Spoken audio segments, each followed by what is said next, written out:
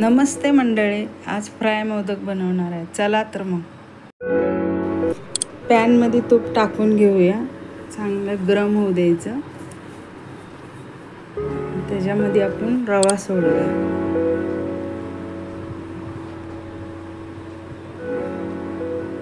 रव्याला चांगलं सतत हलवत राहा, छान हलवत राहा, एकदम हात थांबू देऊ नका।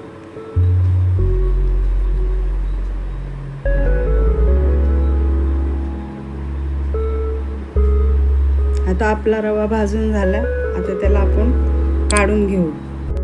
आता आपण त्याच पॅनमध्ये खोबरं टाकून घेऊ। खोबऱ्याला पण असंच लालसर भाजून घेऊ, तूप टाकून लाल भाजून घ्यायचं। त्याच तुपामध्ये छान लाल भाजून झालं की काढून घ्यायचं।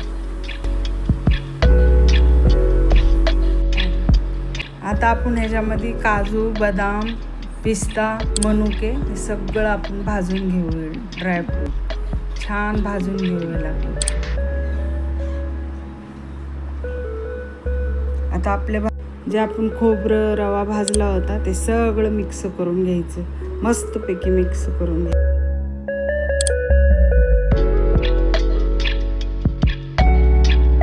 बघा आपलं सारण पूर्ण मिक्स झालेलं आहे। आपल्या सारणामध्ये इलायची पावडर घालून घेऊ आणि मग पिठी साखर मिक्स करू। त्याच्यामध्ये मस्त मिक्स करून घेऊ।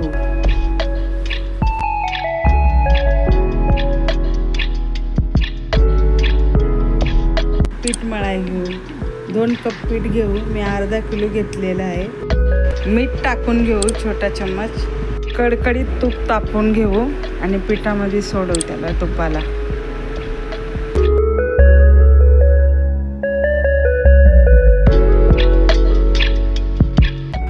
तूप गरम असतं ना, म्हणून मी चमच्यानेच हलवून घेते पिठाला। थंड झालंय, आता हाताने बघा असा गोळा बनला पाहिजे। आता पीठ मळून घेऊ पाणी टाकून, जसं चपातीला मळतो तसंच मळून घेऊ।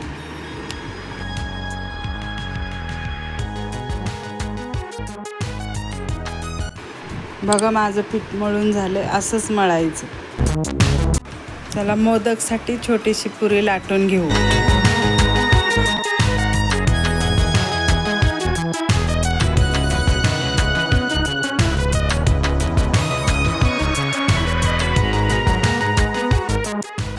चला आपण सारण भरून घेऊ।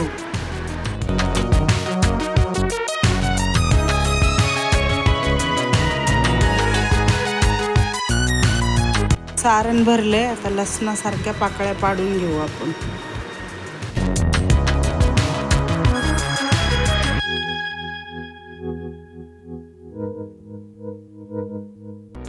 बघा आपला मोदक तयार झाला।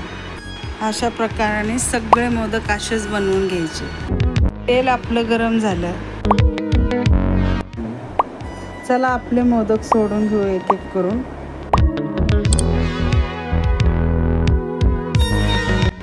कमी आचेवरच आपले मोदक भाजून घेऊ।